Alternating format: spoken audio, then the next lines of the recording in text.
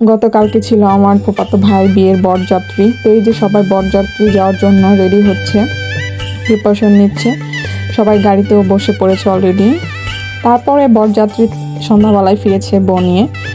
তো এই যে এখানে সবাই বউ দেখার জন্য ব্যস্ত হচ্ছে, জড়ো হচ্ছে একসাথে বউ দেখবে। তো বউকে দাঁড় করানো হয়েছে। আমাদের গ্রামে বিয়েগুলোতে বউ আনার পর তারপরে মিষ্টি মুখ করানো হয়, তারপরে ঘরে প্রবেশ করানো হয়। তো এখানে যে বউয়ের বাসর ঘর ছিল, বউর বাসর ঘরে যদিও তেমন একটা আমি ঢুকিনি। তারপর হয়ে গেল সকালবেলা রান্না বান্নার প্রস্তুতি চলছে, এখানে বিভিন্ন প্রস্তুতি চলছে। এখানে দই বানানোর জন্য দুধ নিয়ে আসা হয়েছে সকাল ভোরবেলায়। তো আমাদের গ্রামের দইগুলো বানানোর জন্য দুধ এনে ভালো করে ছেঁকে তারপর অনেক বেশি করে জাল দেওয়া হয়, জাল দিয়ে তারপরে দই পাতা হয়। তো এই যে এখানে দই থাকতেছে, দই জাল দিচ্ছে, ঘন করছে, ঘন করে তারপরে এটা দইয়ের জন্য প্রস্তুতি করা হচ্ছে, প্রায় হয়ে গিয়েছে। তো যে এখানে রান্নাবান্না সব করা হয়েছে প্রায়।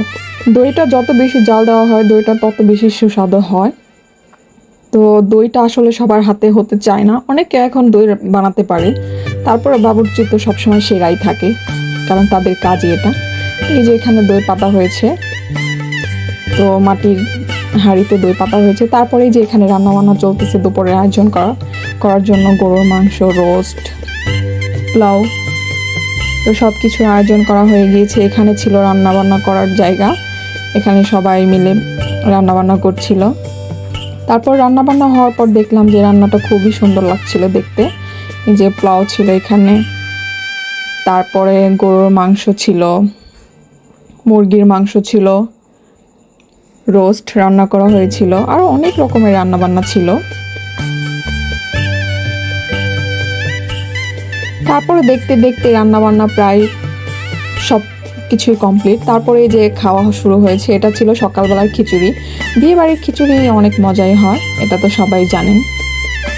তো এখন অনেক জায়গায় বিয়েবাড়ির খিচুড়ি পাওয়া যাচ্ছে, দোহারে, জয়পাড়া। দুপুরের আয়োজন, দুপুরের সময় হয়ে গিয়েছে, এখন সবাই দুপুরের খাবার খাবে। তো এই যে আমাদের গ্রামের বিয়েগুলোতে দুপুরের খাবার সবাই খাচ্ছে, পোলাও, মাংস, রোস্ট সব কিছুই ছিল। তো এখানে বিয়ের যে একটা নেশার বলতে মানে টাকা, তার টাকা তোলার জন্য এখানে সবাই বসেছিল। তো এই যে এখানে সবাই ছিল, সবাই খাওয়া দাওয়া করছে।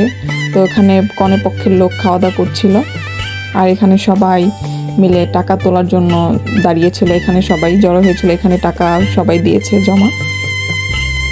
তো এই তো দেখতে দেখতে খাওয়া হয়ে গেল আমার ফুফাতো ভাইয়ের বিয়ে।